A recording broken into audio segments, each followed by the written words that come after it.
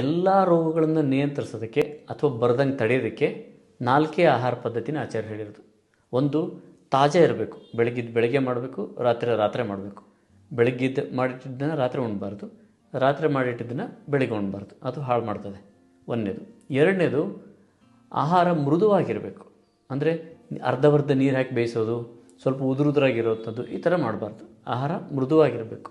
ನೀವು ಗಟ್ಟಿ ಆಹಾರ ತಿಂದು ಜಾಸ್ತಿ ನೀರು ಕುಡಿಬೇಕು ಅಂತಲ್ಲ, ಆಹಾರದಲ್ಲೇ ಜಾಸ್ತಿ ಅಂಶ ನೀರು ಇರಬೇಕು, ಮೃದುವಾಗಿರಬೇಕು ಆಹಾರ.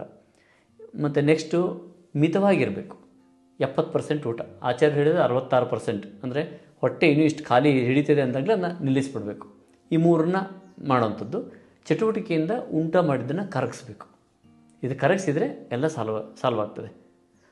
ಆಹಾರ ಆಯ್ಕೆಯಲ್ಲಿ ಇನ್ನೊಂದು ಇಂಪಾರ್ಟೆಂಟ್ ಪಾಯಿಂಟ್ ಏನಂದರೆ, ಆಹಾರದ ಆಯ್ಕೆ ಮಾಡುವಾಗ ಅದರಲ್ಲಿ ಕಾರ್ಬೋಹೈಡ್ರೇಟು ಜಾಸ್ತಿ ಇರಬೇಕು. ಹೌದು, ನೀವು ಓದಿದ್ದು ತಪ್ಪಾಗುತ್ತದೆ. ಬರೀ ಪ್ರೋಟೀನ್ ಇರಬೇಕು, ಕಾರ್ಬೋಹೈಡ್ರೇಟ್ ಕೆಟ್ಟದ್ದು, ಹಾಗಲ್ಲ. ಕಾರ್ಬೋಹೈಡ್ರೇಟು ಜಾಸ್ತಿ ಇರಬೇಕು. ಜಾಸ್ತಿ ಅಂದರೆ 60%ಗಿಂತ ಹೆಚ್ಚಿರಬೇಕು.